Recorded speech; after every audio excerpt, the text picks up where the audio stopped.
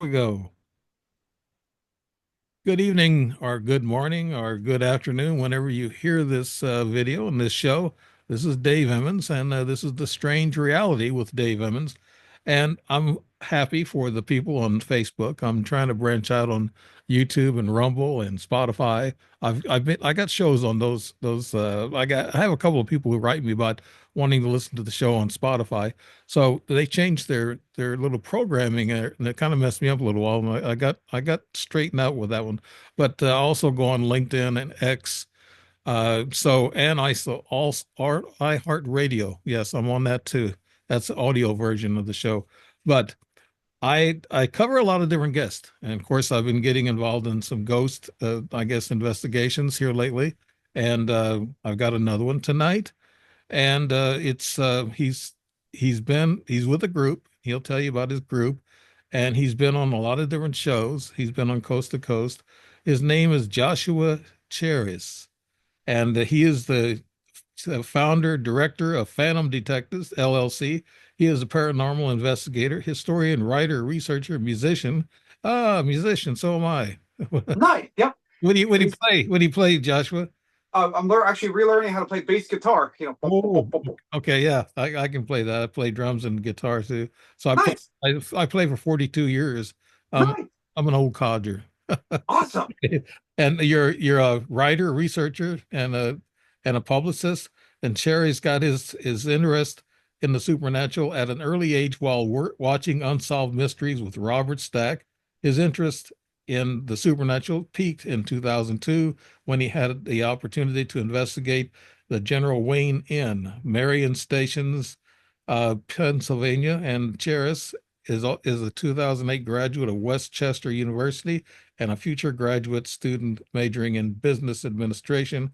In 2014, Cheris co-founded the Summer Wind Restoration Society along with Wisconsin paranormal investigator Craig Neering.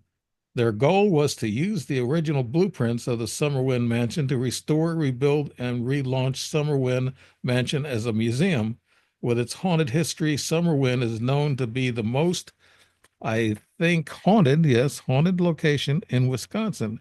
In August of 2020, Cheris founded Phantom Detectives LLC as a way to help people who were going through paranormal experiences using the Paranormal Research Society blueprint.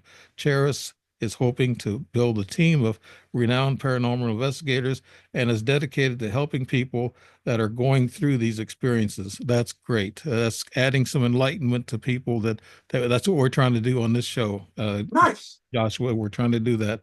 And Cheris has investigated Sanderson Museum, Selma Mansion. He's got a whole list of them here. I can't go through all of them. It'll take quite a while. We'll have him talk about some of the better ones. Gettysburg, I'm familiar with that. The Samuel Miller Mansion, I've heard about that. So he has Phantom Detectives LLC acquired the rights to the late Art Bell's affiliate director news program, Dark Matter News. In addition, Joshua worked with the late Art Bell staff. I want to hear a little bit about that too. And yes, and he's worked with the Art Bell staff. And I always loved that guy, Art Bell, great guy. And you got the shirt there to show for it, Dark Yep. Matters. Yeah, there you go. Yep. Did you meet Art Bell personally, Joshua? Personally, no. I have been on Skype calls with him in 2015 when he was getting ready to come back for the final time on Midnight in the Desert. I remember some of those Skype calls very memorable, and I remember a lot of positive, feelings. He was feeling very hyped up and excited for his final return in 2015, and he was planning on what happened was in 2013 he was on Sirius XM, and the subscribers had obviously SiriusXM wanted his listeners to pay $200 a year for a streaming, to stream his shows. And he's like, Art's like, no way, I'm not going to have my listeners pay $200 a year on SiriusXM. So he waited for his non compete to expire, and then 2 years later he came back for the final time with a show called Midnight in the Desert, which was based off a song that Crystal Gale, the famous musician, wrote for him. And he uses, he said, "Why don't you call the show Midnight in the Desert?" And he put it up to a vote in the forum, and it won hands down. And Art Bell came back for a couple months, and he had a lot of. It was a huge success until December of 2015 when he had a stalker outside his compound. And we'll dive into all that as we go along with the show. But he was definitely a true pioneer in our field. He was very much one of the few people that actually was the first one to talk about all this stuff on the air, UFOs and ghosts and cryptids. So it was really fascinating, all the stuff that he helped pioneer. Yeah, and this is Joshua Charis. I just want to introduce you, and you are a member of this group, and you got several groups. And I think maybe what I'll try to do, Joshua, you will talk through this. I'll try to share, and like I said, when I go to other people's files, what happens when I share? Uh, Strange things happen, and there's the first picture, Dark Matters News. Could you tell us about that? That's where you got it from, Art Bell. Sure. So obviously, Dark Matter News, was a part of Art Bell's Midnight in the Desert. It was his affiliate director's news service. So in 2015, Leo Ashcraft was recruited by Art Bell to be his affiliate director around April 2015. And Art said, "Hey, I know you run the news for 30 or 40 networks on the air. I would like you to be able to, be my affiliate director." So Leo was in charge of, getting the radio stations to sign up for Midnight in the Desert. And also I was hand chosen by Art. And, what happened was, so Art wanted a 5-minute paranormal newscast on his show, Midnight in the Desert. So what he did was when he employed Leo would give, a UFO spotted in Anchorage, Alaska. Then he would talk about that for 5 minutes on his show, Dark Matter News. And then he would also talk about different ghosts spotted in some ship. And then, he would talk about Bigfoot, seen in the wilderness. So the whole idea for Leo for using this news service was to kind of add to Art's show. So if Art was missing out on an important point, Leo would give this 5-minute paranormal newscast. And what we did was in May of 2021, Leo said, "You know what? Art died on April 13th, 2018. He unfortunately died of a prescription drug overdose." So Leo reached out to me 3 years later and said, "I don't want this news service anymore. I would like you to buy Dark Matter News." So now Dark Matter News was affiliated with Art Show, but it wasn't owned by Art Bell. The network itself is owned by a guy named Marco Marshallek. That the network is completely separate from the news portion. So the Dark Matter News was owned by and created by his affiliate director, but it was a part of Art Show. So Leo reached out to us and said, "Hey, would you be interested in acquiring the Dark Matter News name, the logos, the audio files that I recorded?" And so we went ahead and made an offer, and we bought the rights to the website. We bought the rights to the name, the logos, the audio files. And what we did, instead of just letting it kind of die, we just kind of merged it into our organization under Phantom Detectives LLC's banner. So we had the logos redone and rebranded. And when I had this cover photo, I just kind of created this as like a spaceship, kind of showing the theme of Art's house with the radio tower. So I had my designer custom create this. So I think it's a really cool graphic with the flying saucer. It kind of really captures the theme of Art's show with the radio tower. So I absolutely love it. Yeah, he was into the paranormal, but mostly the UFOs, Joshua. And again, you might be able to hear me. I hope you're hearing me on the show. Yeah. You can't see me because I'm sharing files, and every time I share somebody else's files, this is what happens. Let me go to another one. Sure. No, people don't have to see my ugly mug anyway. So let's go ahead and talk about Fan Detectives. So how I formed it and all that, and I'll tie in with my start in the supernatural. So so Fan Detectives is a organization that I founded in August of 2020. I wanted to revolutionize paranormal investigating in the area. So what I did was I created business cards. I went ahead and had created our social media pages. I also had a website constructed from the ground up. So I actually took the name from a very clever idea. There used to be an old 1930s to 50s comic that was very popular in those days called The Phantom Detective. It was very well loved by a lot of people. And I thought, hey, this would be a really cool name for a paranormal investigation organization. So what I did was after having everything constructed, I started recruiting members. and we did our first pre-investigation under the new banner at the Selma Mansion, which is in Norristown, Pennsylvania. We actually trained that night with a public investigation with a guy named Brian J. Cano, who is really well known on Lorraine Warren's nephew's show, John Zappis' show called The Haunted Collector. Brian was the tech manager for John Zappis. And so we trained under Brian. We learned how to set up, use EMF meters, how to use voice recorders, how to use the SLS camera with the map properly with it, how to set up a DVR system, how to use a pendulum. So we got a whole night's worth of training with Brian. And what we did was we took that knowledge and we did our first investigation at the Sanderson Museum in Chadds Ford, Pennsylvania. Me and my former team member, who has since left the team, but she was she was great to have in the early days because she was a Civil War reenactor, a sound engineer. She knew how to build paranormal equipment. So she was really good to have in the early days. So what we did was we set up equipment in this museum. So the Sanderson Museum was founded by a guy named Christian Sanderson in the 1960s before he passed away. His mother, Hannah, had passed away there in 1945.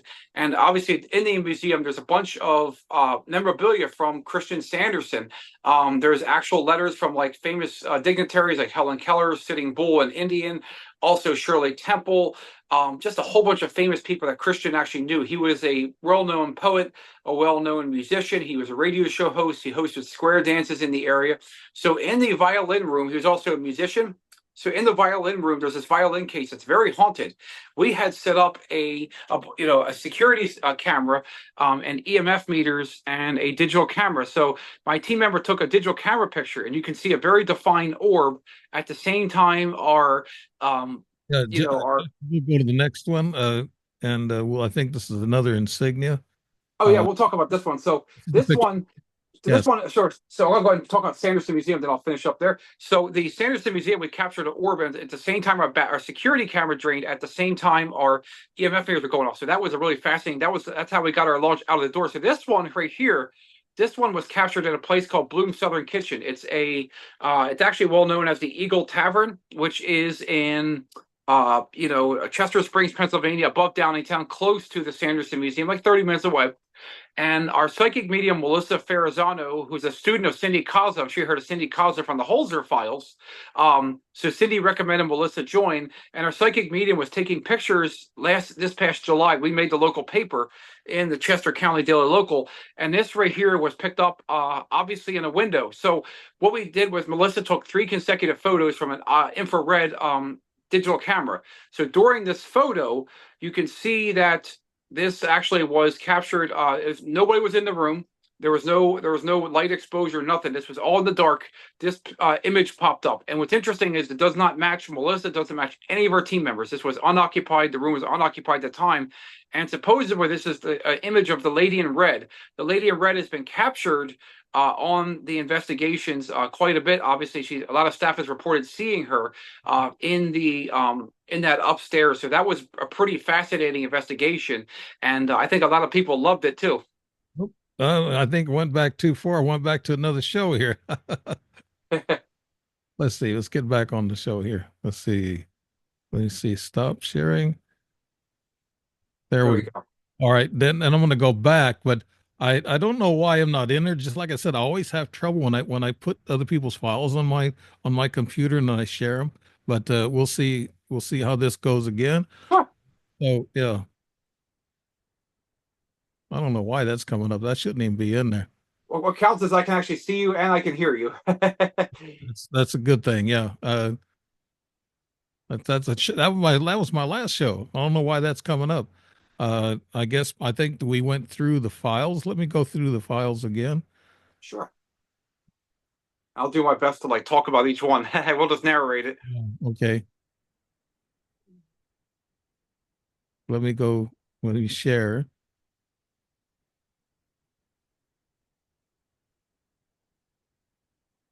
Share. And I need to get away from this there's your dark matters. And okay. We're not why is that doing that? Next. That's I was going to say we don't need to talk about the evidence. We can just go with have a conversation, and I can talk about all this stuff. That work for you? yeah. If the files, if I can get the files up, uh, Yeah, they can play. cool. But what I do have this problem with somebody else's files when I bring them up, that they'll cause this problem. Yeah. Looking at it now to try to see where I'm at on it, but it's there's the one, and nope, not coming up with anything that's I know I got the files here that I could probably bring up, and show, and you can talk about Sure. it maybe within my documents file. And this is the Joshua ghost picture. Apparently, I don't have you in on this share, but if you can talk, can you tell us about this ghost picture kissing? Oh yeah. So basically, let's talk about that. So this one I don't see on screen, but I can talk about it. So this was captured. We were in the Samuel Miller Mansion, which is in Lancaster, Columbia, Pennsylvania, the other side of Lancaster. It was known as a feed mill. It was a toy company. It was a bank. It was a bunch of buildings over the last 100 and something years. So I was upstairs in the attic area. Supposedly, there's a very angry gentleman that's been seen up there in that area. So what happened was I was in my just taking pictures with a thermal gun. So a thermal imaging camera, what that does is it picks up hot and cold signatures, hot and cold temperatures in the environment. A lot of auto mechanics will use it to look at like their parts and look at their cars. Mhm. So this whole idea of this photo was I just went into the attic area and then just started snapping pictures. And what popped up was this man and this woman. There it is, right there. I see it now together. So what happened? I'm not sure why this happened and how it happened, but you could definitely see a man and a woman. And what's interesting was there's nobody else in the room. This attic was completely unoccupied, and in the basement area, there's actually supposedly obviously a very angry gentleman in the basement area. There's actually mounds of dirt where supposedly the owner thinks there might have been slaves that have been buried because, mind you, the Samuel Miller Mansion was a part of the Underground Railroad. So I have no reasonable explanation why this man and woman popped up on my thermal camera. I tried to debunk it. I tried to figure out like what this thing was, but no one has been able to debunk it. And I put this on our TikTok and it had more than like 50,000 views. Everyone was blown away at what we captured. Is this from the outside looking in, or this is on the inside? This is on the inside of the building. Okay, so you took the picture through the window or something? Yep. Okay, and they're a dancing couple. Looks like I don't know. Yeah. That's Yeah. that's that's pretty. They're at least these ghosts are friendly and they're dancing and having fun. There's what's this picture about? Sure. So this one was a demonic case in 2000, November 2022. So we had a client named DH who reached out to us. Supposedly, his family was having demonic activity in the basement area. A lot of the kids that had reported seeing shadow figures, black masses, and they were just the family was very terrified. So they reached out to us through our website and they said, "Hey, I'm very terrified. I need help." So they looked us up online. They found us, and we took their case seriously. So we this was after we did the lightship overfalls in Lewis, Delaware, and so this family was terrified. They had to stay. They basically weren't even staying. They were staying in the upper part of their house in a separate apartment building. So that as the family was terrified, we did an investigation here. So we had to bless ourselves with sage. Yeah. So we did this investigation, and what was terrifying was we actually captured at least 4 or 5 EVPs in the basement area. We set up equipment in this basement area, mind you. You can see like we have shadow trackers, which are basically, mind you, like they'll kind of like make an arrow. They'll light up in the direction that a spirit's moving, either left or right. So John, we this what are guy. we looking at right here? What is this in the circle here? Sure. So that is a full body apparition that we captured in the Yeah, corner. yeah, right. So Okay. yep. So And this was what was interesting was we set up a REM pod in that same area. So a REM pod is like one of those little motion sensor devices that goes beep beep beep beep beep like that. So I took this with my FLIR thermal gun, which I've upgraded since. But I took on the FLIR. This is what popped up on the thing, and I just took a picture in the corner. And what's interesting was right around that same time, a REM pod was going off, and an EMF, the Mel meter, which is the Mel meter 8704R, was also going off. right. What So is this in the background of the picture? Is that those walls or what? Yeah, that's just walls. Yep. And this bright spot, is that an orb? That was actually a heat signature. So that was one of our pieces of equipment. So you can just debunk that as nothing. But what's interesting was that was a REM pod on the right there. So that was one of our paranormal devices that was set up, and that was going off at the same time that image was called. Okay, now what about this picture here? It looks like two individuals standing there. Oh yeah. So this one was captured at a place called Booby's Brewery. This is in Mount Joyce. This is like 6 months before in May of 2022. So we were up on the third floor ballroom doing EMF and thermal camera sweeps. So we had our EMF here start spiking like crazy in the third floor ballroom. And what was interesting was a lot of people reported picking up on a couple girls by name of Anya and Tekla Booby. Booby's brewery. This is in Mount Joyce. So we went ahead and used a thermal gun, and we clicked and we used this thermal camera, same concept before, and these images showed up unexplainedly on the thermal camera, and you can kind of see like it looks like people that are from like the late 1800s, early 1900s, like suspenders, like how they would wear like swimming wear back in the day with like wearing suspenders when they would swim. And that to me is what these look like, is apparitions that are at least like two or three apparitions that are kind of like like kind of just observing what we were doing. And mind you, if this was a living person, it would be like an orange or red. This is a cold signature. I Yeah. have no reasonable explanation why these popped up, but supposedly people reported seeing apparitions, men with suspenders on in the same room of the Anya and Tekla, who are two of the girls I see that were actually. a face here. Is that a face there? Yep. Yeah, Yep. I guess this up here. One's, Yep. one looks like a man and one looks like a woman. Could be this Yep. missing ghost. Yeah. Absolutely. And I can't explain this. Like these are things that like I've sent to experts, from Dave Giuliano to Katrina Weidman to different people, and they've all said the same thing. You captured something that defies explanation. I go, here's Phantom Detectives LLC. That's your that Yeah. that's Alternate logo. your ultimate logo. Yep. And so this is we have a lot of websites and you're on YouTube quite a bit. Yep. Here's a movie here. I think we're going to run this movie. What Sure. about that? What's that? Wind Summer? Silverwing. Yep. Mhm. So this was I can talk about this in a sec. I'll let you watch it. I'm not getting any audio on it. Oh, it's okay. So I'll talk about Summerwind and we'll just do a quick narration. So Summerwind is a place that was founded by a guy named John Frank in 1914. He was out of Akron, Ohio. He was a traveling merchant. He was well known in Ohio. So what he did was he moved to Wisconsin and founded something called the West Bay Lake Fishing Lodge. You got sound now. Once you go to Summer Wind, now everybody from around the world is looking for it. Summerwind is in northern Wisconsin. You won't find it on a map.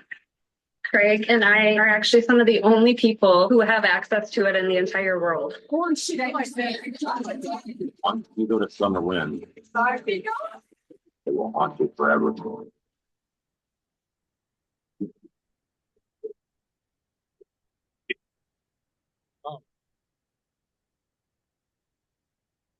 This is day 2 of our most haunted Jimmy place Church. week. I would like to welcome to the show for the first time, Craig Naring. Craig, welcome to Fade to Black. How are you, man? Very good. Thank you, Jimmy. You have to tell me, the first time that you went inside the house, what did you feel? Any little noise that you would hear, every hair on the back of your neck would stand up. I can almost feel as though there's something in the room with me. I've been to Summerwind many times, and it's still one of the most haunted places in the United States. Unfortunately, it's in ruins, but me and my colleagues are going to do something that's never been done before. We're going to rebuild a haunted house, ghosts and all.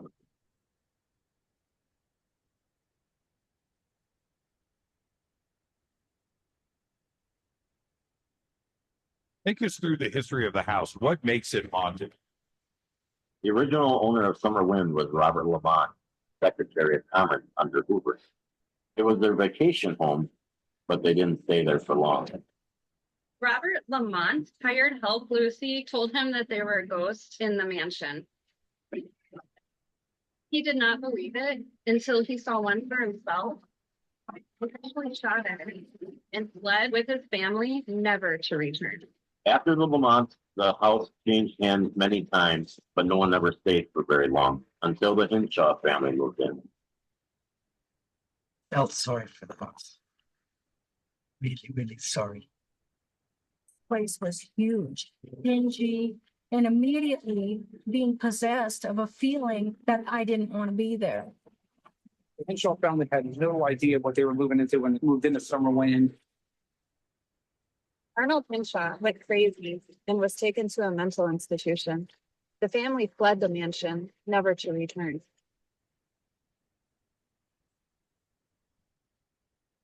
Before we can rebuild, we'd like to know what's haunting Summerwind and every family for the last 100 years. We'll sit her down here and touch the meter back here. God.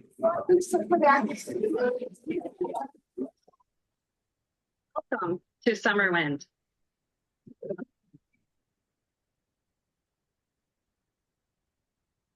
Pretty cool. Wow, that was nicely produced. Yeah, that was so I'll give you a history. I'll give you a more extended history about Summerwind. We'll talk about a little bit. So, Did you see, as you know, did you see the film as it was going? oh yes, yep, I know all about the history. So we'll go ahead and It we'll go was ahead and running while you were talking. sure. So, so I actually, because I wanted to let you watch that first. So the whole idea of, so it was founded by John Frank in 1914 as West Bay Lake Fishing Lodge. You could stay there for $4.99 a night, actually in the mansion. So what happened was 2 years later, Mr. Frank sold the property to future U.S. Secretary of Commerce Robert Patterson Lamont.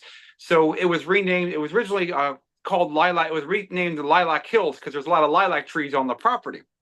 So what happened was he reconverted. So Mr. Lamont, when he bought it from Mr. Frank, he converted it from a fishing lodge to a mansion. And this, I got the original blueprints to Summerwind. I own them. And obviously, those blueprints were used. So after reconverting it, the servants told Mr. Lamont, hey, there's ghosts inside this mansion. And Mr. Lamont's like, grow up. There's no such thing as ghosts, until he himself had his own paranormal experience. According to the Haunting episode, you can view this, the 2005 season 1 episode 2, The Haunting of Summerwind. Supposedly Mr. Lamont and his wife were eating dessert in the kitchen, and they went ahead and they supposedly this basement door flew open, revealing the ghostly form of a man. He fired, pow pow, fired 2 shots at the door, and thus missing the ghost, and never came back to the mansion. So obviously Mr. Lamont died in 1948, and he sold the property to a lady named Lillian Kiefer. Miss Kiefer purchased it, hoping she could make a go of the place again. And what she would do over the next 20 years is she would have owners buy it, lease it out. Like she would lease it out to different people, and then they would give it back. It wasn't until the Hinshaw family moved in, who I'm friends with, in the summer of 1969. They thought, we have to have this place. This is the perfect fixer-upper. It's the perfect project house. So Mr. Hinshaw, of course, he had 3 kids, and his real name was Jim Hill. And Ginger Hinshaw, you know, she had 3 kids of her own. So it was like the Brady Bunch family, 3 kids of each. And what happened was, when they started moving in, the Hinshaw started having a lot of strange experience in Summerwind because they bought it from Miss Kiefer. So what happened was, after buying it, you know, they had these windows would fly open by themselves. No reasonable explanation why that happened. They had to nail the windows shut. And then what happened was they would have supposedly construction workers to come down, because Mr. Hinshaw was a construction expert. So he would, you know, try to work on the mansion. So workers would come and try to fix appliances inside the house, like the water or the you know, the heat. And mind you, this was one of the first properties that have running water and steam heat in the 1920s, which was a luxury back then. So what happened was, you know, construction workers would have tools inside, try to start working on furnaces, and all of a sudden tools would disappear. Why that happened, don't know, but that's the accounts. So what happened as time went on, supposedly, according to the book, The Carver Effect, the paranormal experience written by Wolfgang von Bober in 1979. It's a very hard to find book, but you can watch the Haunting episode on Discovery Channel. So supposedly, That's right. Let me take you back to the ghost that had shot a pew pew. You know, yes. Did they people hear it that was sitting inside you talking? And did the gun do any damage? I mean, wow, that's Yeah, so supposedly what happened was Mr. Lamont was, you know, he was sitting and eating dessert with his wife. So after eating dessert with his wife, supposedly he fired 3 shots, and those bullet holes were actually still inside the mansion in the basement door as late as 1970 when my friends the Hinshaw family bought They, act, Summerwind. they actually So, shots. yep, 3 shots. He fired like 3 or 4 shots with his pistol and left the mansion, never came back. Okay, what ghosts are in this house, and what makes it Sure, spectacular? sure. So well, sure. You know, it looks like the house needs a lot of renovation to Oh make. yes, we're going to talk about all that. So let's go ahead and finish up the narration. So what happened was Mr. Hinshaw supposedly, started seeing things and hearing things. So he started supposedly, like, as soon as the car caught on fire, supposedly he went ahead and saw a crawl space inside this room, this one of the guest rooms. So he sent his daughter April to crawl in this crawl space, and supposedly she reported seeing a skeleton with black hair. And what's interesting is the Hinshaws tried reporting that to the local Land O'Lakes, Wisconsin police, and those police, said they had no reasonable explanation. They supposedly the skeleton wasn't there then, and then supposedly Mr. Hinshaw went mad. So this guy, supposedly the stepfather, went mad. He played the organ at all hours of the night. There was a Wurlitzer organ inside the house, so he started playing that organ. The family was terrified. They had to stay in one room in the house. And supposedly Ginger Hinshaw, supposedly according to the book, tried committing suicide. So the Hinshaws left the property in 1971 and never returned. Why? Don't know. But what's interesting is Ginger's father said, hey, I thought I could make a go of this place again. Maybe I can succeed where Ginger Hinshaw failed. So Mr. Von Bober, who was a popcorn vendor from Chicago, Ginger's maiden name was Bober. So she, her dad thought he could make a go of this place because his son Ray Jr., who I know personally, I bought the blueprints from, they thought they could make a go of the place again. And mind you, the Bobers did not stay inside Summerwind. They had a trailer out on the property. So they thought they could make a go of the place again. What's interesting was supposedly they would measure the rooms. And supposedly, according to the book, the rooms were known to change shape. They would supposedly shift change. Like they would measure out they pull out the blueprints and then measure the rooms length and width. And it's supposedly the rooms would change shape. Don't know why. That was one of the kings. So here's where the ghost comes in.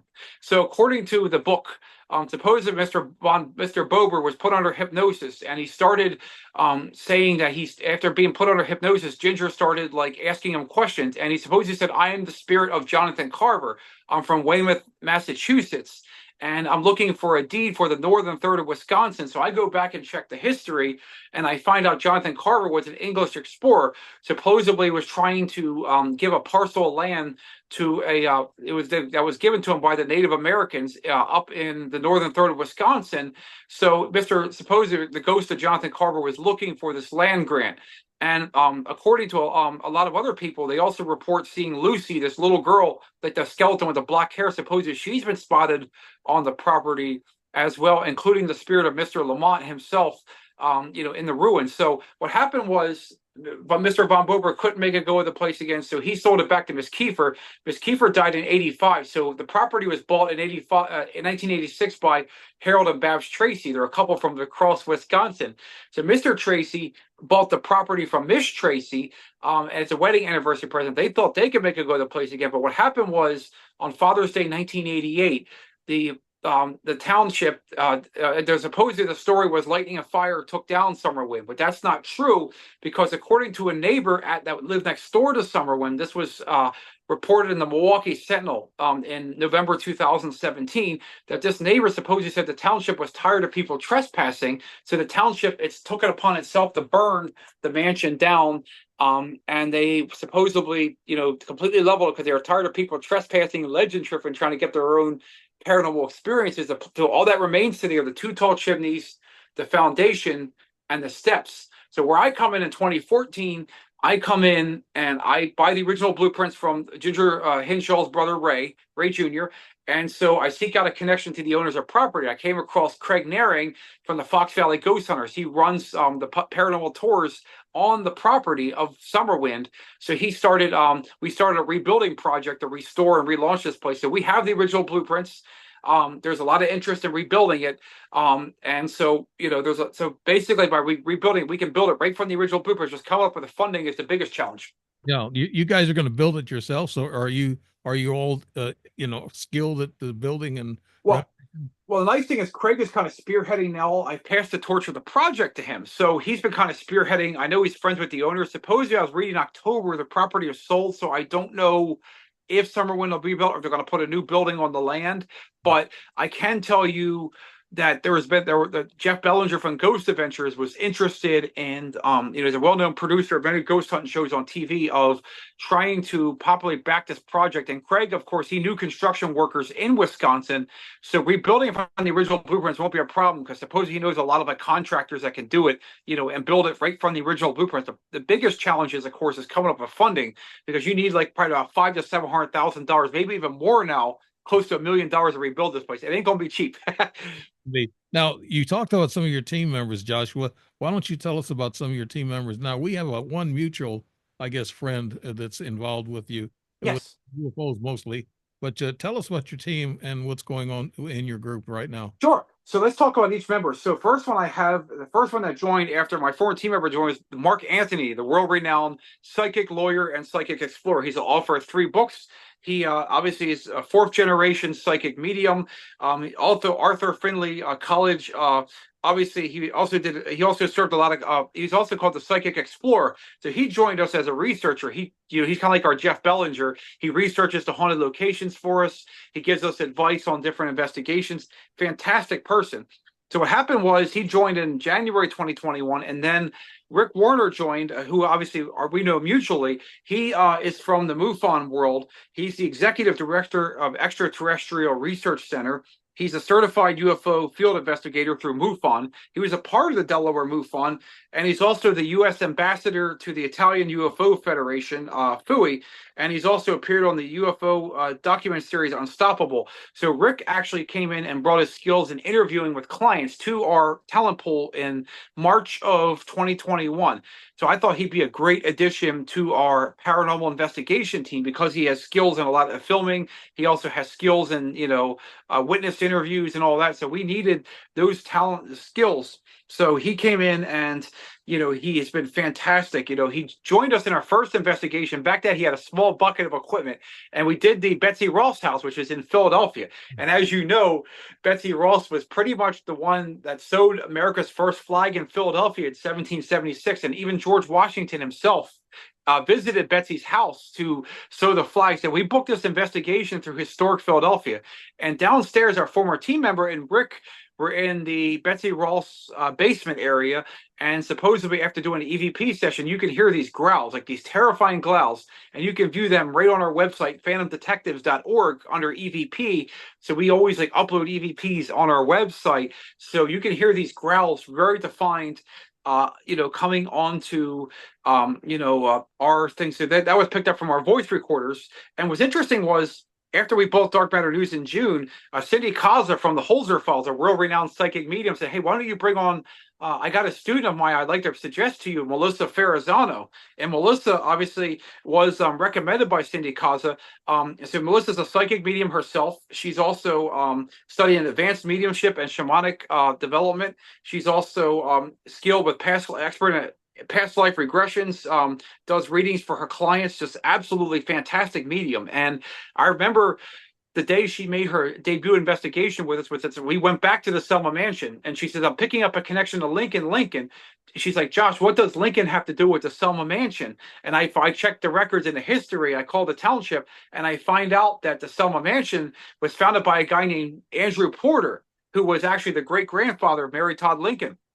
Mary Todd Lincoln was known to shop in Philadelphia when Abraham Lincoln would stop by the city. You got a whole list of places that you've been to and where you guys have went. And I didn't want to read them all. It'd take a long time, but you can talk about some of the most favorite ones, or some of the ones that really. But you didn't meet Art Bell in person, so No. But you were on Coast to Coast with George Norrie, and George Norrie is Art Bell's replacement, actually. Yes. Well, isn't he? Yes, yeah. So George, what happened was Art was going, obviously he had, he had retired so many times over the years. So in end of 2002, obviously George was working out of St. Louis at the time. And he said, supposedly Art was like, I need to find someone that I need to groom as my successor. so he reached out and he found out that George went ahead joined Coast as a guest host, and Art and him became friends. So after they became friends, they started working together. And when Art retired, George kind of took over as the full-time host in early 2003, and has been doing it pretty much since 2003. I mean, he's been there every show. He doesn't miss any time. I like to call him Mr. Consistency because Nori is Mr. Consistency on the radio. He's fantastic. And Art, of course, would come back. In 2006, he'd come back again after his wife Ramona died. Ramona was the love of Art's life. They created Coast to Coast as a way, their love for radio, their love for each other, and of course, when Art remarried a girl named Irene that was, of course, much younger than him. But Irene lived in the Philippines, so Art did a show from the Philippines for a time. And so, of course, in 2008, 2009, he sold his radio station. He founded called KNYE to a lady named Karen Jackson, his neighbor. Karen still runs the KNYE radio station to this day. And so obviously she continues it, and after he sold Coast to Coast to Premier Networks around 2010, and so he after he sold it, he had a falling out with Premier, so that's when he went to Sirius XM and then did his other show, Midnight in the Desert. Okay, now you got your start. You had some paranormal events that got you started. Everybody, it seems like everybody I've had on the show, they've always had a start when they were younger, and it's either paranormal or UFO, whatever. And Yes. they get involved in. Tell us, Joshua, what really got you interested in in the paranormal? Sure. I would say watching Unsolved Mysteries of Robert Stack as a kid in the 1980s, that was always a great show because that was like one of the first shows to really talk about UFOs and Bigfoot and conspiracy topics. I mean, everyone loved Unsolved Mysteries back in the day. And there was an episode on there, I think that was in season 1, episode 5, that was called The Haunting of the General Wayne Inn. So the General Wayne Inn is located in Marion Station, Pennsylvania. It's named after my possible ancestor, Major Revolutionary War hero, Major General Anthony Wayne. And supposedly it's called the End of the 17 Ghosts. A lot of people report seeing Hessian soldiers in there, and that Unsolved Mysteries thing covered that. And supposedly women would be at the bar and they would have their necks kind of like tickled, and they would say, hey, they went to their husbands, and all of a sudden that they would their husbands would say, hey, we didn't touch your necks. And then of course I would say another episode, of course, would be the In Search of by Leonard Nimoy. Think of like Spock from Star Trek. This was In Search of was even before Unsolved Mysteries. He covered all this stuff even before somebody else did. So I would say In Search of by Leonard Nimoy, Unsolved Mysteries, and then in the 90s, I started reading every book I could by Hans Holzer.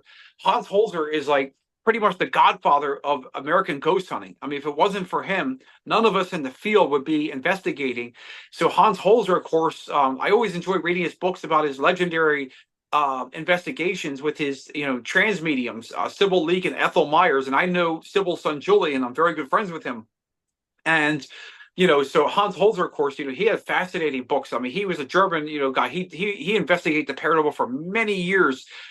And then, of course, I would read every book by Whitley Strieber. I love Whitley. He'd be great for your show. And, he wrote the books Communion, Hunger, Wolfen, and I think he had abduction experience back in the 80s. And his supposedly his books also inspired the series Alien Hunter, which were made into a series of movies as well. So I became friends with Whitley. I know Whitley personally very well. Great guy.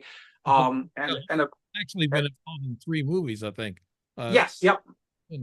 And I know a guy that he worked with, John. He passed away about a year ago. So sorry. My condolences. I'm trying to think of his last name. John Lear? No, he was a film producer, and he made a movie, Abductions. And this is shameful. My people listen to me say, Dave, you should know him. I said, yeah, I know I should know him. But he was a great guy. He knew Whitley Strieber. He had Whitley Strieber talk during the show, and Awesome. narrate certain parts. But yeah, Whitley Strieber is really one of the you study his stuff, the books he's got, his articles and everything he's been through.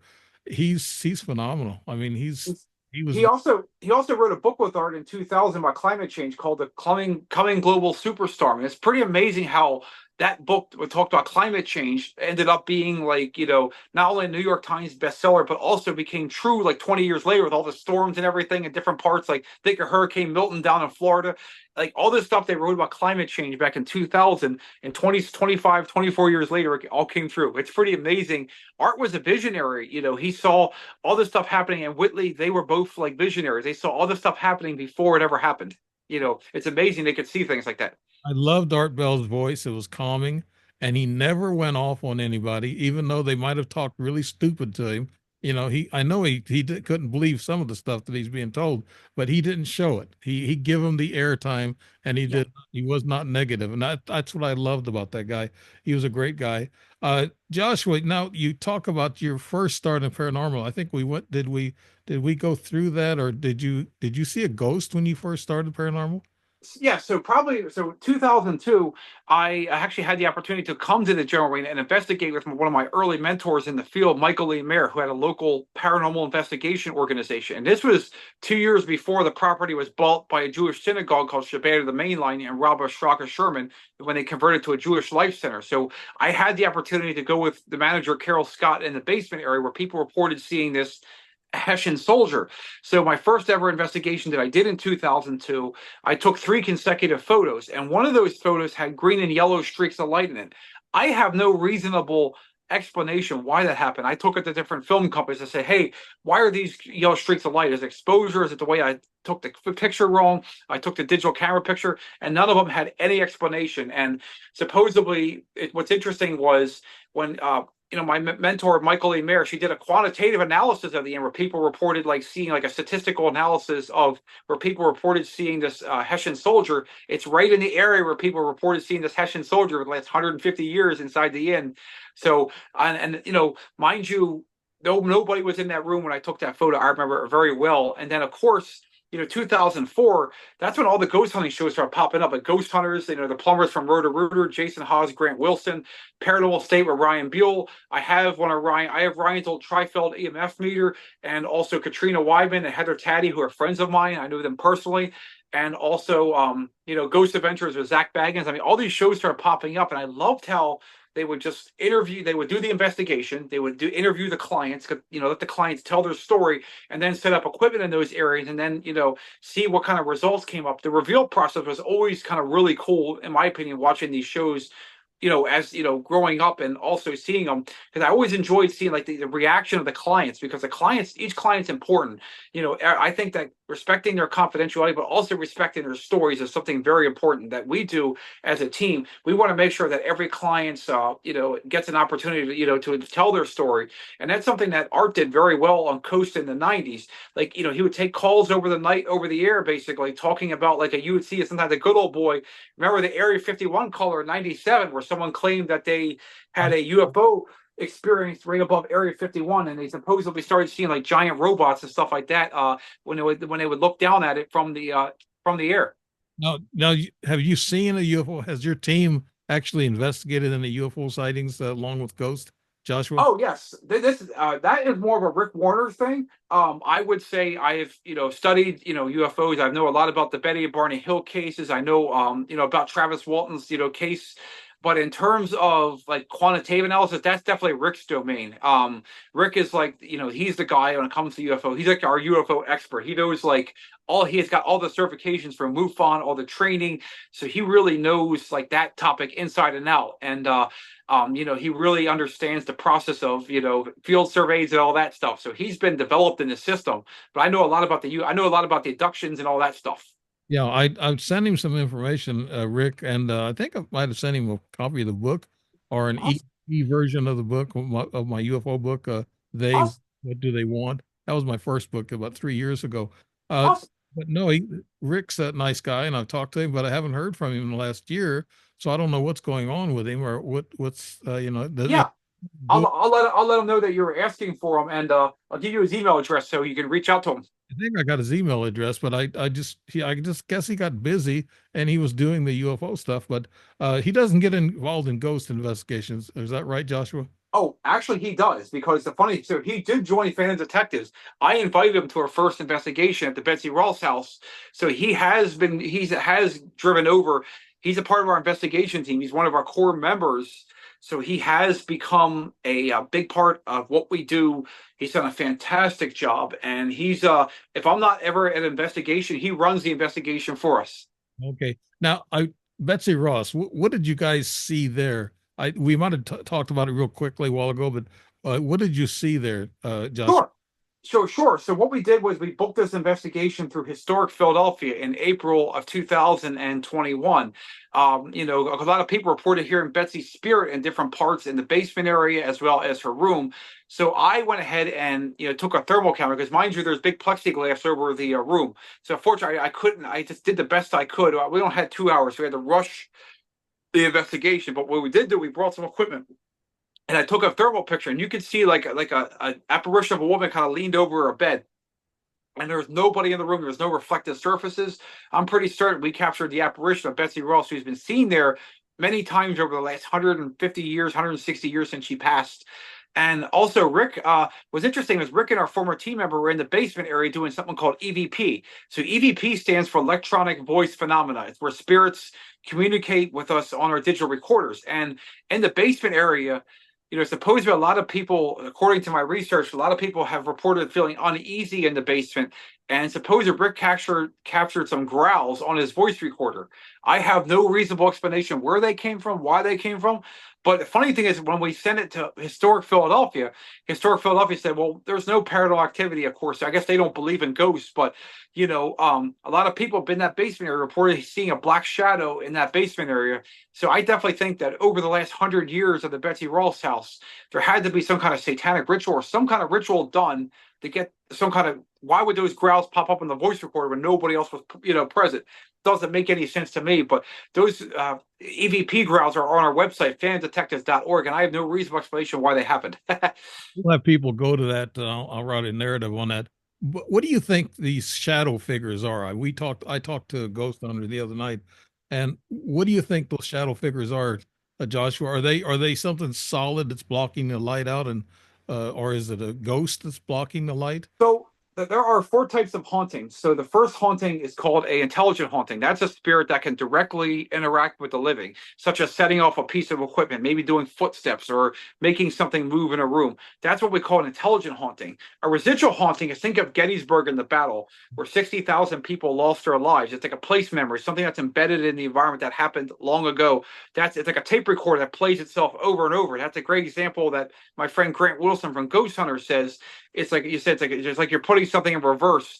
So that's a place memory. There's also something called a poltergeist, which is a you know, noisy ghost. Supposedly they move plants around. They throw things all over the place. They're called noisy ghosts. That's a poltergeist. But there's also what we call a demonic haunting. So Phantom Detectives defines shadow people and, you know, demons as any kind of negative attachment that preys on the living that affects them emotionally and physically. So a demon can come in many different forms. They can come from, like, you know, showing as themselves as shadow people. They can sometimes show themselves as a, you know, maybe like some kind of, you know, sometimes it appears like a mist or some kind of, you know, evil, any kind of evil presence that's affecting a family or, you know, preying on the living, like someone that's trying to attach itself, you know. So, you know, demons, we just kind of view them as negative entities or kind of like fallen angels, like much like, you know, the Bible kind of defines them pretty well too. So I think that there are demons out there that prey on people, that attach themselves to people, and it's very dangerous. And, you know, you got to know how to really handle these kind of cases. And a lot of times you got to have also people that are experts. And my friends, I have a couple of good friends that work with the group called Paranormal State with Ryan Buell, Father Bob Bailey, who's an expert of, like, you know, demonology, and Dave Giuliano, who are my mentors in the field, who I've been knowing a long time, that they're ordained ministers as well. So they know how to, like, you know, cast out, like, they know how to, you know, do prayers, and they've taught us a lot how to burn sage and different techniques. So I've taken courses with Dave Giuliano in demonology, and they have helped us a lot. So I think that these spirits are negative people, shadow figures. It's kind of all connected because they're all the same thing to me. Yeah, just like a cleansing thing when you go around Yeah. with sage and all this other stuff. Yeah. Now, you talked about Gettysburg. Did you see anything at Gettysburg when you went there? Oh yes, I've investigated there a couple times over the years. So as you know, like Gettysburg was, a lot of things, tragic things happened. 50,000 people lost their lives in 3 days in the summer of 1863, and so a lot of tragedy happened. My ancestor John D. Howard, who was the sheriff of Delaware County, Pennsylvania, fought at Gettysburg as a private. So I can tell you Gettysburg, just so much history there. There's so many people report seeing things. Like my friend Mark Nesbitt, you got to get him on the show. If you want to talk about Gettysburg, this guy is a walking paranormal encyclopedia. He's written like 10 books on people seeing things in the battlefield. Supposedly there's stories where he would collect where people would be, receptionists would be, Gettysburg College would be going, getting off work and going down, trying to push the first floor to get out the main building. But instead, they'd be redirected where the basement area was, and they would see a full body apparition of like a Civil War morgue. And then they try to frantically push the button to get back to the first floor. And supposedly they go to security next day and say, hey, we saw this morgue. You got to go check this out. It's terrifying. Then when the security goes back down with them to the first floor, nothing's seen there. And of course the story of the Blue Boy, where this orphanage where they had this child in this girl's dormitory, they had to hide this boy and from the head mistress, and supposedly they had to leave him outside, and they never found him again. His body was never found. So there's a lot of, Mark Nesbitt's collected all this stuff over the years. So I have been to the Tilly Pierce House, which is an orphanage in Gettysburg, in July 2021. I was there with my former team member. We did a trip out to Gettysburg, and mind you, we set up a lot of equipment in the Tilly Pierce House. And what was interesting was we heard the laughter of children, and you can also see these little cabinets flying down. This was more of a private investigation. This wasn't a team one. This was just me and my team member just had, And we also, interesting was we used a voice recorder. We started picking up the laughter of a little girl, obviously in the Tilly Pierce House. And we also went ahead and investigated the David Stewart Farm, which is another well-known haunted place that's outside the battlefield. You can actually book investigations there. And in this battlefield, a lot of Union Confederate soldiers would use the David Stewart Farm, I believe, as a hospital. So it was used to treat the wounded at Gettysburg. So mind you, we were using a thermal camera, just pointing and clicking, and you could see like Union Confederate, kind of like silhouettes of figures in hats, with kind of like bayonets or firearms, kind of standing there looking back at us. And I got to see if I can find those pictures, because they were fantastic. And mind you, there's all cornfields there. There's nobody in the area. These are not heat signatures. These are cold signatures. So I definitely can conclude from my investigations at Gettysburg, being at the Tilly Pierce House, and next year we're going to be going to the Cashtown Inn, where a lot of people report seeing Union Confederate soldiers there. I think it was a well-known Confederate hotspot where Robert E. Lee would do battle plans at Gettysburg. And supposedly people also, my former team member Holly Faust, who worked with Ryan Buell, has said basically there's a spirit at Devil's Den that's been called. That inn that you're talking about, is it active now? Is The it? Cashtown Inn? Oh yes, absolutely. Like people supposedly report seeing Confederate soldiers in the thing. What's interesting was, and I think in the early 1900s, they did like a 40th or 50th, obviously a reunion of the Battle of Gettysburg.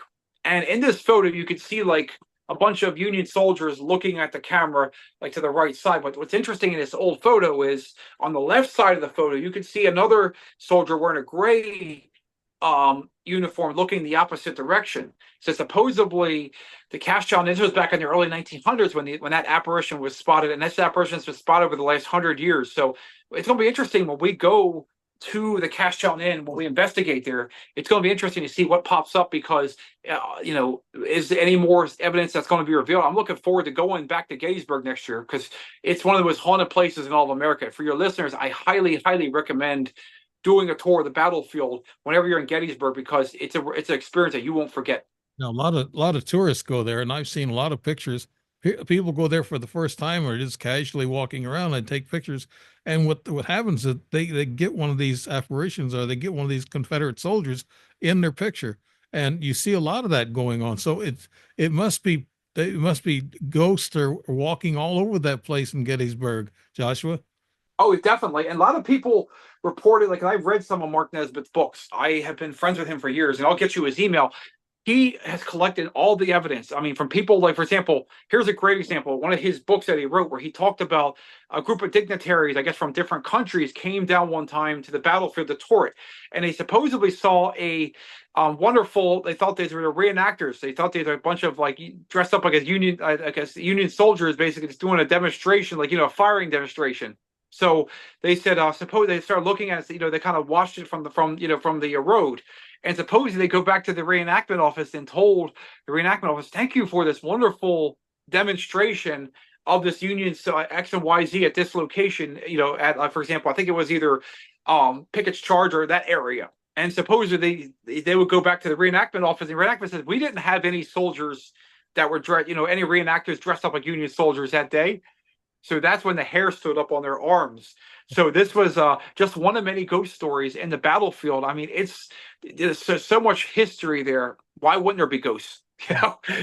You mentioned that in your notes you have favorite places, and apparently that must be one of your favorite places, Gettysburg.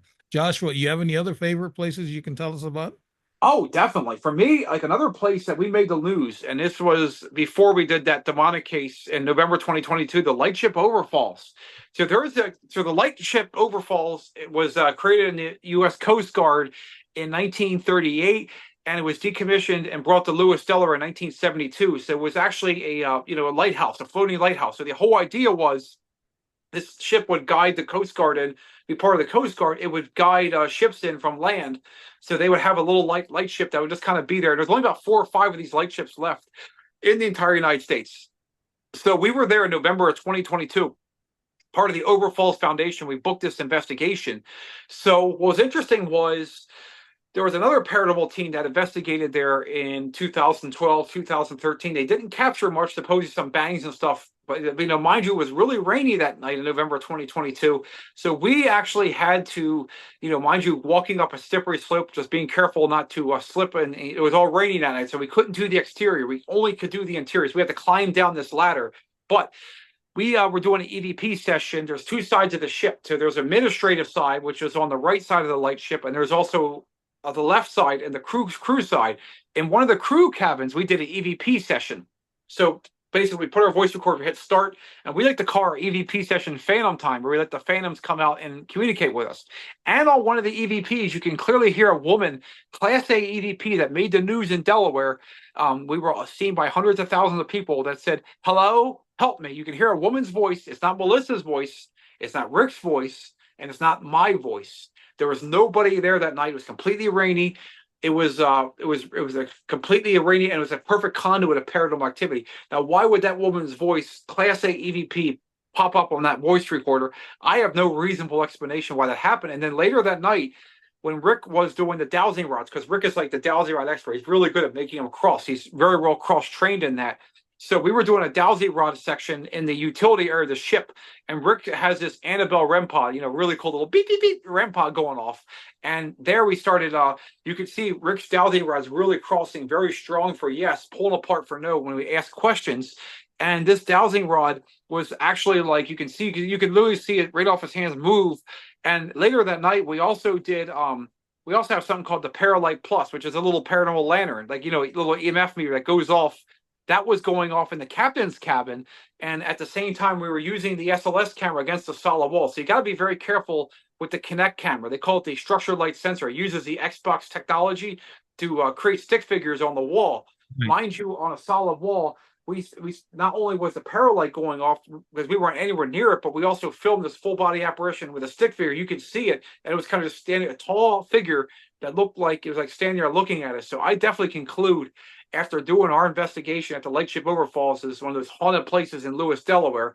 So that was one of my favorite highlight investigations for us as a team. And for me, another place I think that really had to be one of our highlights was our second investigation at the Mill of Anselma.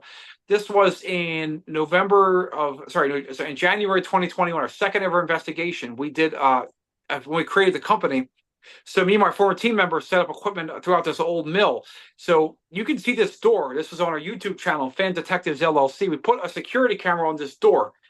This door is bolted shut. There was no wind. There was no rain. Nobody else was on the property. And so this door flew open by itself. It has one of those old 1700s timing latches. Why did that happen? I have no reasonable explanation. It was a door that, like an old 1700s door, had to physically lift up the latch like this to move it, open up by itself. Hmm. Don't. I saw several newspaper articles with you guys investigating on the internet. Like, Yeah, nice. and that was talking about that ship. I guess you're Yeah. yeah. Has anybody ever been touched or hurt by a ghost or scratched, Joshua, in your team? Yeah, well, obviously we've had so what's interesting was one case I would love to talk about. So this was for a YouTube channel that was called Dark Hour Paranormal. It was they're part of Dr. J, they worked Dark Hour Paranormal works with Dr. J and Blake and Brent on Third Phase of the Moon. You know, Dr. J was Art Bell's former producer I worked with for a time. So Dark Hour Paranormal recorded this investigation of supposedly this guy named JC. JC was in Philadelphia. Supposedly he had this case that we did at his apartment in Philadelphia. So what's interesting was there was some possible signs of markings on his legs that Rick had reported possible alien abduction with this guy. So Rick did an interview with him. He seemed very credible. What's interesting was this client, JC, you can actually see in some of the photos that he provided, the security photos of his inside his living room, you can see like his alien head, and you can see these obviously spirit heads at different parts, like, you know, mist heads, you know, it's like smoke or whatever they are, vapor or whatever they were inside the house. So we did this investigation. Well, we never were scratched physically, but I will say the minute that we walked in that apartment, Melissa started you feel like you got the wind knocked out of you. The minute you walked in there, we did this investigation, and I can tell you, we had to respect Mr. Carty's story, and it was a very hard investigation because we'd be scanning the ghost box, which is a AM and FM sweep, you know, using the ghost box, which is picking up using the radio waves and then using white noise to communicate. And we started getting cussed out on the spirit box. And we found out that there was a supposedly older woman and her daughter, and the older woman was the one that was cussing us out. And then supposedly doing in the client JC's room, there was also Rick, Sasha, our former team members, using the dowsing rods, and we picked up on the spirit of a 19-year-old boy, younger guy that took his life in the history. So we had that happen. We like to call those spirits the potty mouth spirits because they were, you know, cussing at us. And then we went ahead and did an EVP session later that night. And what we asked, Melissa asked, is there an older woman here? Is this her home? And you can hear this clearly back on the voice recorder say, right here, like a whisper. Why would that pop up? So, you know, when Melissa asked, is there an older woman here? And you got the words right here that come back from the voice recorder. That place was definitely crazy. And literally we felt sick after the investigation. We never felt that way before or after the investigation. So it never happened again. But like, we've never been scratched with it. You can always feel like you're about, like when you get a gut shot, you know, like something just knocks the wind out of you. And that case knocked the wind out of us. Yeah, it sounds like you got a lot of equipment. What kind of equipment do you have that you work with, your whole team? And how many people in your team go out on a ghost hunt? 4 or 5, or how many? Yeah. So usually, okay, so we have the research department. They don't appear like physically in the investigations, because Holly, of course, worked with Elfie Music at PRS, and of course we got Mark Anthony. Those are people that are working remotely, so they're not with us like physically at the investigations. The investigation team, that's our research team. The investigation team is myself, Melissa, and Rick. So we have all kinds of different pieces of equipment. We probably got thousands of dollars. Probably close to $30,000 or $40,000 worth of equipment. We use, of course, a 4-camera DVR system, which, you know, you can set up security cameras in different rooms, and you can, if something pops up on the security camera, you can immediately review it. We also use dowsing rods. We use the electric dowsing rods, look really great because you can change the colors of these dowsing rods. They're from North Canton Paranormal Detectives. So we use lighted dowsing rods. They were great in the dark for filming. We also use the SLS camera, which I talked about before, the thermal imaging camera. We also use different REM pods, motion censored music boxes, which are like, you know, that play music when you set them off. We use those. We use EMF meters. different, that measure electromagnetic fields. The theory is that spirits supposedly let out electromagnetic fields, and they are usually measured at milligauss. Yeah. We also use voice recorders to capture EVPs. We also use Rick has his own recording ring, so he does all the filming for investigations. So he actually has something called the Phasm light on his recording rig, where he can pretty much change the colors for the filming from like black to grue, the different colors of the infrared spectrum. So he does that a lot. He absolutely is fantastic with filming. So we have he has got his own video recording rig. We have so much equipment. I can't even count all the pieces we have. Probably, I would say in the neighborhood of close to $50,000 worth of gear. You probably it takes a long time to set that stuff up. I know. I've been on before, but not with that kind of equipment. I mean, they had about maybe a third of what you have, but it sounds like you're well equipped for all this. Now, as far as a scary ghost story, could you tell us some of your scariest moments? Has a ghost, like I said earlier, has a ghost grabbed you, touched you, or did they ever materialize in front of you?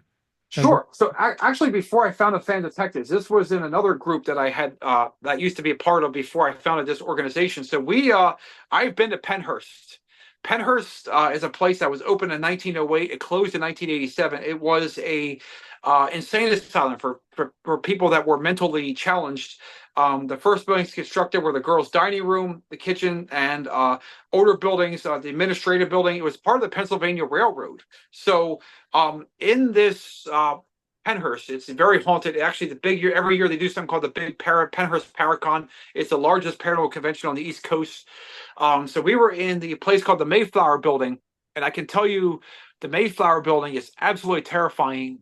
And we were there with Grant Wilson from Ghost Hunters that night. He was there investigating as well. In the Mayflower Building, we were investigating, and I swear I can remember this too, because me and my former team member were there at that time, because she came with me from the previous team when we did this investigation. We reported, I remember her telling me, she reported hearing her arm was grabbed right here, someone just trying to latch onto it like this, and nobody else was around. So we've been touched before, at Pennhurst. I can confirm that too, because I've had my neck grabbed, investigating there. It's completely terrifying. Mind you, it's completely dark. There's nobody there. Why is it, you're feeling this hand grab itself on you? And I can tell you from experience that Rick has done an investigation where you can see this picture of these hands on his stomach. He did not put those hands on his stomach like this. You can see a set of hands clearly cold right around his stomach and his chest. No reasonable explanation why that happened. So we have been touched on investigations. What's wild was at the Pennhurst case later that night, I was using the thermal imaging camera on a rusted out door. There's also, we went to another building in a tunnel building called the Philadelphia Building. And in the Philadelphia Building, one of these doors was rusted out iron door. We started using the thermal camera, and one of these doors actually had a pair of shoes on it, boots. Why was that there? And there was also a handprint. It was not a heat signature, because if it was someone living that would have put their shoe or that boot, we would have been able to pick it up on the thermal imaging camera. But this was a cold signature. There was no reasonable explanation. So we have been touched on investigations. We could confirm it from being at Pennhurst. It was cold touch, right? They were cold. Yeah. Did they try to really inflict harm to you, or was it just a scare tactic just to touch you? I think it was just a scare tactic to let us know that they're there. Pennhurst, I don't think, has a lot of demonic cases from what we've researched of the history. And the funny thing, my sister's boyfriend's nephew's family owns it. So I can say that being there and investigating there, I don't think that there's nothing negative that's going to affect. I think it's more like children. There's a lot of children there. Mind you, this place was a place for the criminally insane. There's people with special needs would be staying there. So there's a lot of children spirits there. They're more playful. They more want to interact with you. There's a lot of supposed people seeing children spirits all over the Mayflower Building. So I don't think that there's nothing negative that we're hoping to go back there in the future. But there's nothing negative at Pennhurst. And none of these ghosts or these spirits attached to you? Have you ever had attachment? We haven't had that yet, because I think it's because Fan Detectives is different than Ghost Adventures, is because we're more respectful. We like to say thank you for allowing us to come into your home. Thank you for coming to allow us into your business," or whatever. We say please and thank you. Can you say, "Can you please set this equipment off for us and let us know you're here?" And when you're kind and you treat the spirits like it's their home and you make them feel welcome, you're going to get positive results. Now, the Zach Baggins way of doing it, which is you did it to him, now do it to me, that's the wrong approach. That's how spirits will attach themselves to you if you demand.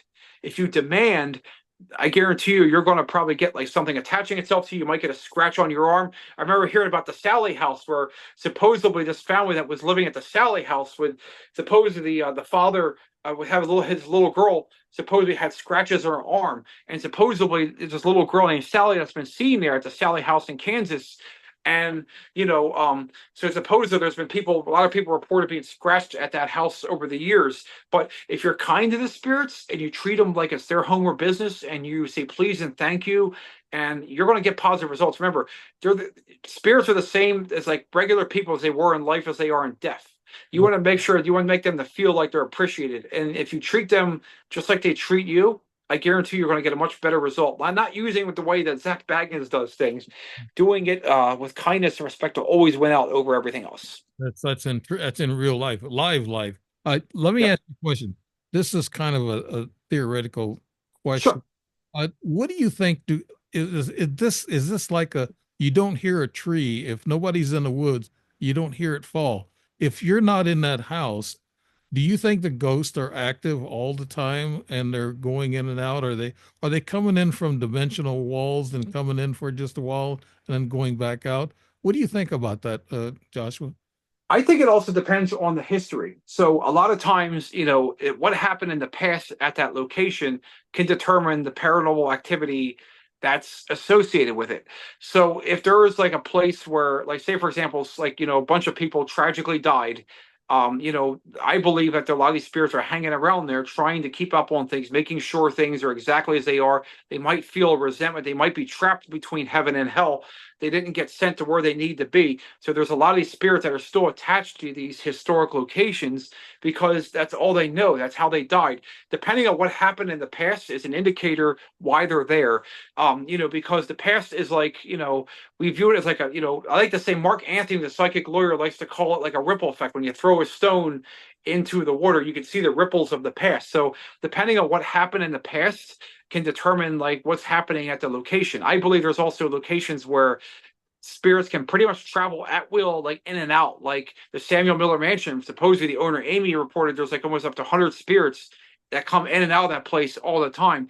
So can spirits, shift and, astral travel, as they say? I think it's very possible. And, mind you, because factor in, like, when you're a spirit, you travel at the speed of thought. You could probably go from one plane to another almost like that. So, I believe a lot of these locations, like, depending on what happened, for spirits that stay attached there.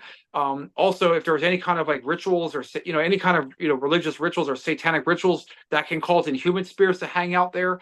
So it all based on what happens at that location. Like after, if something tragic happened, they're most likely still hanging around there, making sure things are still exactly as they were. They probably feel like they're very sad, or they might have had something tragedy happen to them. They got killed on the property, for example. So I believe a lot of these spirits are, can basically move around at will, depending on location to location. Yeah, and also I heard ghosts hang around because they don't know that they're dead.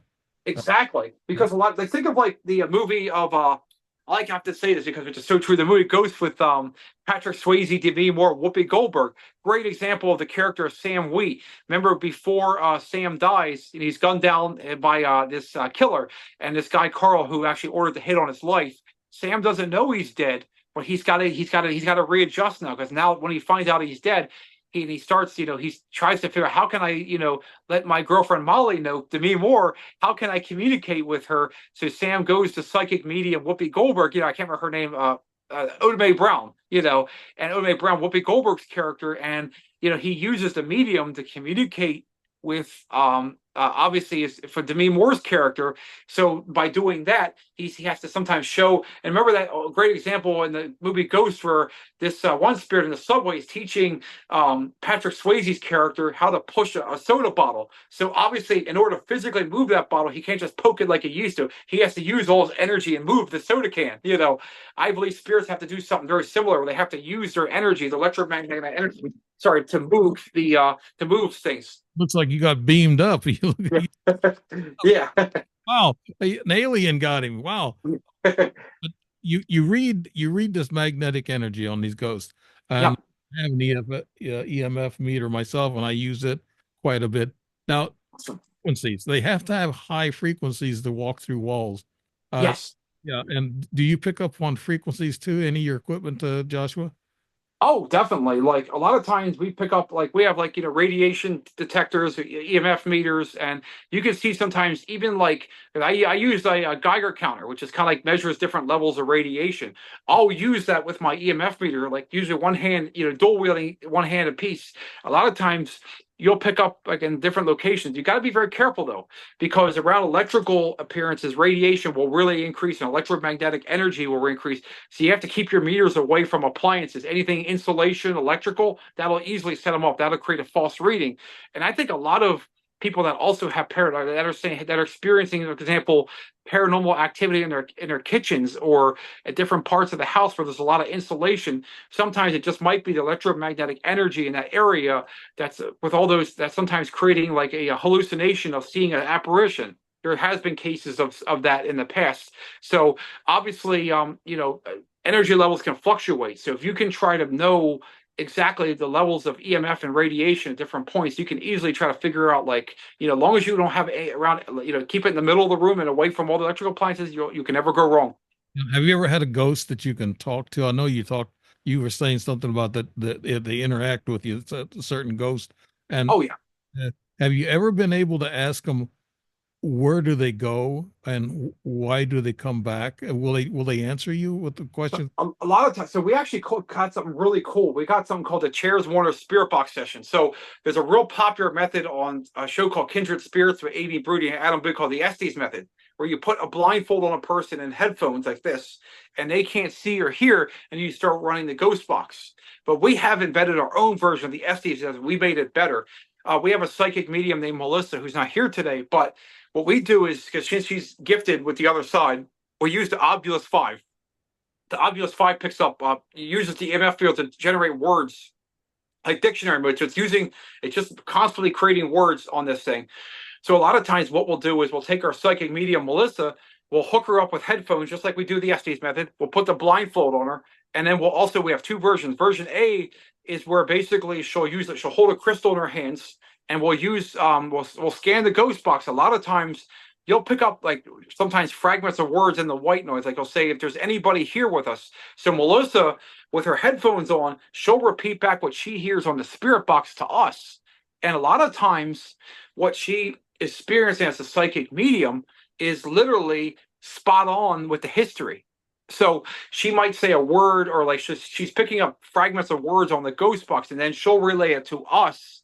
And then what we'll do is we'll have like we have a whole thing of something called a tripwire. The tripwire EMF cable is really cool because it has different sensors. Think of like Christmas lights that you drape over a doorway. This thing has different EMF sensors. We'll put that around a circle around her, and then we'll sit in the middle of the circle with our chairs, and we'll ask Melissa questions like, is there any spirits here? And then she'll start like picking up on like words from the ghost box, and she'll relay it back to us. And every time we use voice recorders, we picked up obviously spirit voices using it. We've also picked up spirit voices on the AM/FM sweep, the radio, the ghost box, and we've also picked up also things you know, basically with our you know, standard instruments as well with the Obulus. For example, a lot of times the Obulus will come up with words that's similar to what Melissa's giving out. Like if she's like answering a question, sometimes the Obulus will be spot on with matching her words and responses. Mm-hmm. Wow. Sounds like you've had a lot of great experiences, and you're still. What are you going to be doing in the future? Are you talking about a lot of people that are kind of like big shots in this field? You know quite a few people. Have you ever been on TV or ever had a TV show, Joshua? Your team? Not yet. Well, actually, the funny thing is we've been on television a lot the last 2 years. We have like up to 6,400 followers now, and I think we're growing. We're a lot more people are coming in. We've been on television multiple times now. I think we put on the news at least. I think I'm going to say combined in 2 years now, we've been on television and the news 11 times. Oh. So Does we're it getting. pay we're- for that expensive equipment? Oh, yes, definitely. Absolutely. It really helps us to grow. And the great thing is we got a lot of future plans and aspirations. So what we're going to be doing, we're actually one of the few teams. We actually teach students how to investigate paranormal. We actually have paranormal investigator training courses. You can go right on our website, phantomdetectives.org, and there's a tab on that website that says paranormal investigator training. You can go to that link. We actually teach our students how to ghost hunt. Oh, Through Patreon and Udemy, we have classes out there that people can go and enroll. And on Udemy, I think we have like near 50 people now signed up. People love the classes. Each class has gotten like at least 4.3 out of 5 or 4 or 5. People love the classes. They're instructional. They're all hands-on. So we got classes out there now for people to learn how to ghost hunt. We also are in the process in the future of creating something called Camp Hollow. So back in the day, there used to be a group called the Penn State Paranormal Research Society with Ryan Buell. Ryan Buell has mentored me and taught me, and I know Taddy and Katrina, who are part of that group for a long time. And Katrina Wyman and Heather Taddy left. But what's interesting, they used to do a really popular event called Camp Paranormal. It's where they would rent out a camp for a weekend, and they would have lectures. They would tell ghost stories. They would also have like equipment demonstrations, investigations on the campsite. So we're going to be planning on doing our own version of Camp Paranormal. I just called it Camp Hollow because I had to change the name just because I don't want to be associated. I want to create my own version of that. I have my own logo already built. And I've already contacted a campsite right outside Gettysburg called Granite Hill Camps, which I thought would be a great place to do this. And if we can get this set up, and the biggest thing is we have to find a campsite that will give us permission to do this. If we can get a campsite that gives us permission and we can find out how much the cost is to rent out the campsite for the weekend, we can start the first ever Camp Hollow. Be kind of a cool idea to like bring paranormal enthusiasts together, and we have people buy tickets, maybe, to stay with us and investigate with us, which it could be a lot of fun. So that's something that we're doing. And we're also in the process of setting up paranormal tours. We have a web on our website. We have a page that says Public Overnights, Paranormal Tours and Investigations. We're in the process of trying to contacting locations that allow us to host public hunts. That could be a lot of fun. So we got paranormal tours coming, and we also have a paranormal camp idea coming as well. Yeah. Now we're going to be closing out the show. I guess it's almost an hour and a half. Can you imagine that?